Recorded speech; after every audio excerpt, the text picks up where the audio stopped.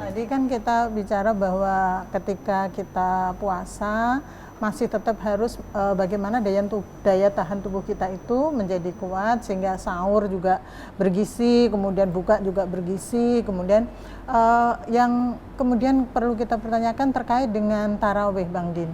Kan kita diupayakan supaya menghindari kerumunan, bahkan kemarin-kemarin kita kan sudah ada himbauan sholat Jumat misalnya ya, nggak bisa. Nah, bagaimana sih sebenarnya hukumnya sholat tarawih yang ada di masjid maupun ada di rumah gitu, Bang Din? Ya, sebagaimana saya katakan tadi, kita tetap dan memang harus menunaikan ibadah sesuai dengan ketentuannya. Tidak berubah karena musibah, kecuali ada penyesuaian. Itu ada pandangan agama tentang itu ya.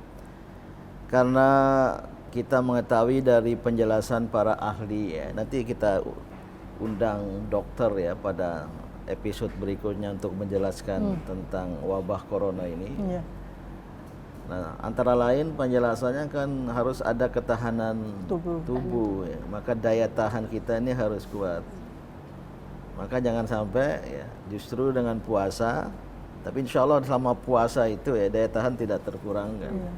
Karena kita sedang beribadah kepada Allah Subhanahu wa taala. Tapi makan, khususnya buka puasa, sahur ya jangan kekurangan asupan ya, tetap, tapi jangan berlebih-lebihan.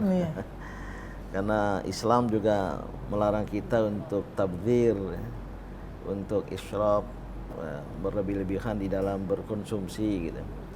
Nah, tentang ibadah seperti taraweh itu ada ketentuannya, dan memang karena ada anjuran jangan berkerumun, maka mungkin ya jangan dalam kerumunan yang banyak ya. Mungkin nanti satu waktu ya, pada pertemuan yang akan datang kita bahas fatwa MUI ya terkait dengan pelaksanaan ibadah ya. Mungkin taraweh termasuk juga sholat Jumat ya.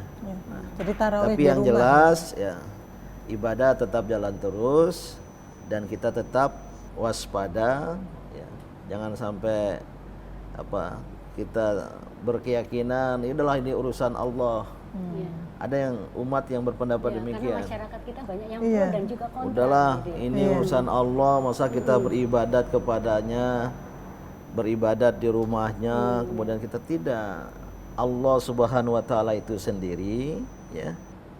Agama itu sendiri menyuruh kita untuk berusaha. Jadi perlu ada ikhtiar insani. Ada usaha-usaha manusia. Allah juga berfirman, innallaha la yughayyiru ma biqaumin hatta yughayyiru ma bi anfusihim. Allah tidak akan mengubah keadaan seseorang, sesuatu kaum, bangsa, kecuali mereka sendiri melakukan upaya-upaya perubahan.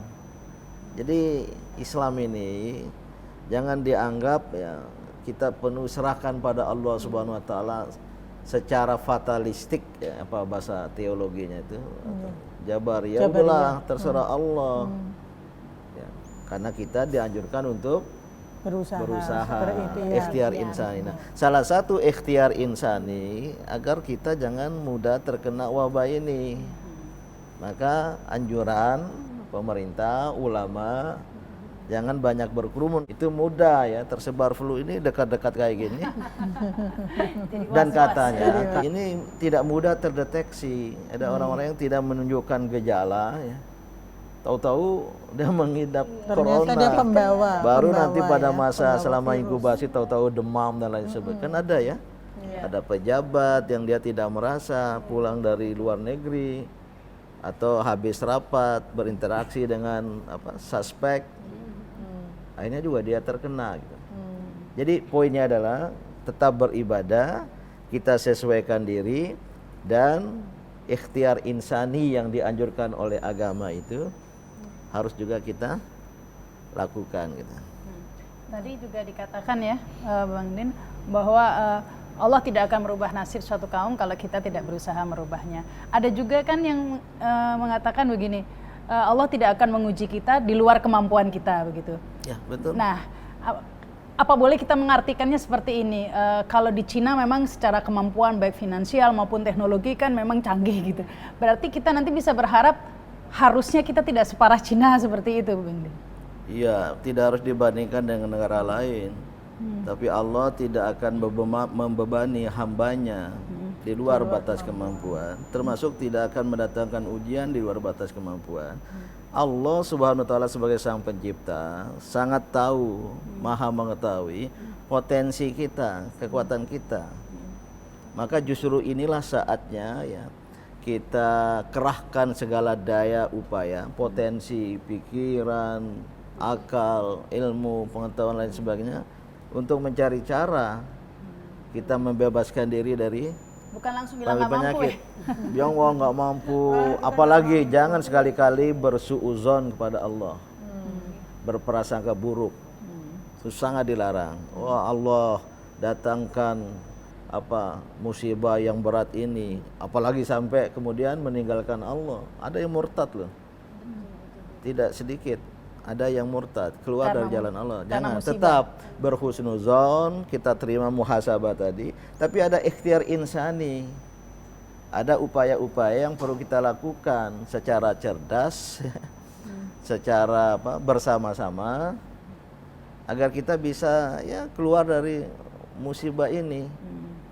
Likul lidain dawaun, setiap penyakit kata Rasul ada obatnya. Nah, tinggal kita cari obat. Inilah saatnya fakultas-fakultas kedokteran, fakultas-fakultas farmasi kita berupaya keras untuk mencari obat sehingga terbebas dari wabah corona ini.